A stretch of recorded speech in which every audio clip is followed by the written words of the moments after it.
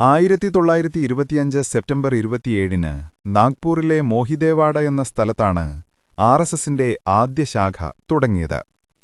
RSS ശാഖയുടെ നടപടികളിൽ പലതും പിന്നീട് കൂട്ടിച്ചേർക്കപ്പെട്ടതാണ്.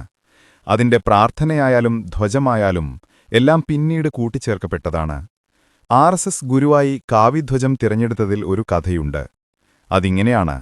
ഒരു ദിവസം ആർഎസ്എസ് സ്ഥാപകൻ ഡോക്ടർ കേശവ ബലിറാം ഹെഡ്ഗേവാർ അഥവാ ഡോക്ടർ ജി ശാഖയിലെ കുട്ടികളോടായി പറഞ്ഞു, ഭാരതത്തിൽ എല്ലാ കാര്യങ്ങളും തുടങ്ങുന്നതും മുന്നോട്ടു പോകുന്നതും ഒരു ഗുരുവിനെ മുൻനിർത്തിയാണ്.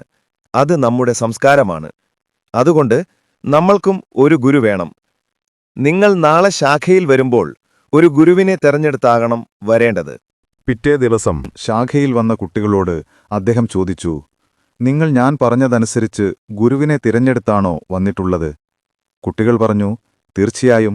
അങ്ങനെയെങ്കിൽ ആരാണ് ഗുരു എന്ന ചോദ്യത്തിന് എല്ലാവരും ഏകസ്വരത്തിൽ ഉത്തരം പറഞ്ഞു, അങ്ങ് തന്നെ. അങ്ങാണ് ഞങ്ങൾക്ക് ആദർശത്തെ പകർന്നു തന്നത്. അതുകൊണ്ട് അങ്ങ് തന്നെയാണ് ഞങ്ങളുടെ ഗുരു. അദ്ദേഹം പറഞ്ഞു, അങ്ങനെയല്ല. മനുഷ്യർ പൂർണ്ണരല്ല. പൂർണ്ണനാണ് ഗുരു. പൂർണ്ണതയാണ് ഗുരു. മനുഷ്യർക്ക് ചാബല്യങ്ങളുണ്ടാകാം. അതുകൊണ്ട് ഭാരത സംസ്കാരത്തിന്റെ മുഴുവൻ പ്രതീകമായ കാവിധ്വജമാകട്ടെ നമ്മുടെ ഗുരു. കാവിനിറം വെള്ള, ചുവപ്പ്, കറുപ്പ് എന്നീ 3 നിറങ്ങൾ ചേർന്നാണ് ഉണ്ടാകുന്നത്.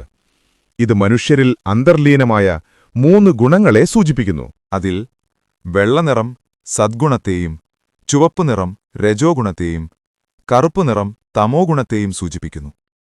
ഈ 3 നിറങ്ങളും പരസ്പരം വേർപെടുത്താനാവാതെ കലർത്തിക്കൊണ്ട് ത്രിഗുണങ്ങളിൽ വർത്തിച്ചാലും ഗുണരഹിതനായി സമഭാവനയോടുകൂടി നിൽക്കുന്നു എന്നുള്ളതാണ് കാവിവസ്ത്രം ധരിച്ചുകൊണ്ട് സന്യാസിമാർ സമൂഹത്തിന് നൽകുന്ന സന്ദേശം.